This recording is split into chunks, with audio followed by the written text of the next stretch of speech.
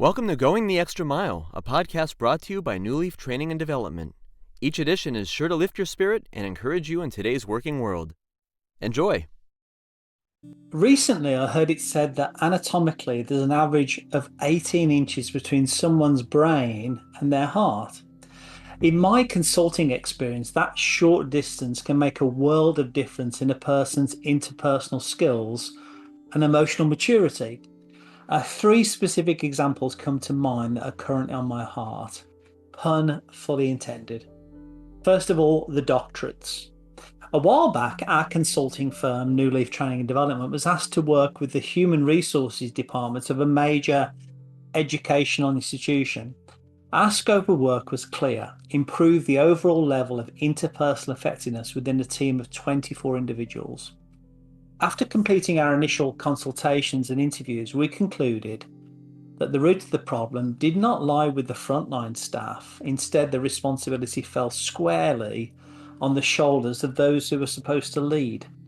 The two individuals at the top of this corporate hierarchy both held doctorates and proudly reminded us of that fact at every opportunity. We were explicitly instructed to address them as doctor, followed by their last name in all interactions. It was utterly awkward. They were routinely late for meetings, consistently failed to follow through on commitments, and spoke down to their direct reports in a demeaning and demanding tone. It was embarrassing to watch. Although qualified up to their eyebrows, their higher education had clearly never made it past the brim of their graduation caps to reach their hearts. They lacked the basic spirit to serve as true leaders. The organisational psychologist. Why does that person always look so miserable? This was the question I regularly asked my wife on our neighbourhood walks whenever we encountered a certain young man in his late 20s. We eventually learned he'd graduated a few years earlier with a master's degree in organisational psychology. He was living back at his parents' house while figuring out the big extensional questions such as who do I want to be and where do I want to go? I can tell you now, if he were living in my home after burning through all those years in educational dollars, I'd certainly have a few insights to offer on who he needed to be and where he needed to go.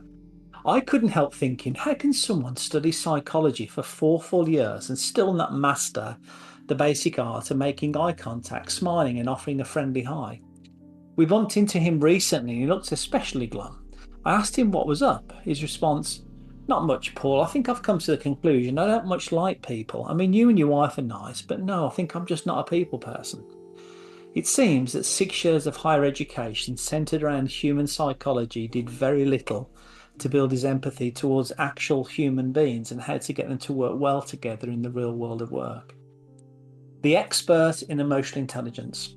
Within my professional networking circles, I recently met a woman who introduced herself to me for the second time.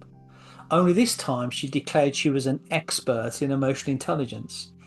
Perhaps I'm not memorable enough, but I distinctly recall meeting her 3 years earlier when she introduced herself as a realtor and a Reiki healer. I'm all for people pivoting and reinventing themselves. However, I'd hoped that studying emotional intelligence would yield the basic skill of showing genuine interest in other people. During our networking event, she feigned interest only when she smelled a potential business lead. If she realised someone couldn't help her, she lost interest instantly and looked right over their shoulder for someone else to talk to. My prediction? The next time I see her, she'll be back to Reiki healing. She simply isn't cut out for EQ coaching.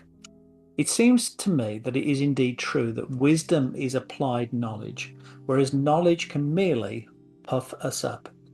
My advice to these credentialed professionals is to read between the lines and apply what they learn to themselves first.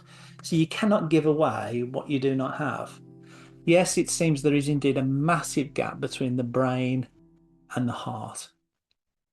I hope you found that short story useful, and if you did, feel free to rate, review, and share this podcast. We'll be back next week with another episode, and we also invite you to check out our other weekly podcast, Take 5, an inspiring interview with a leader worth listening to. Bye for now.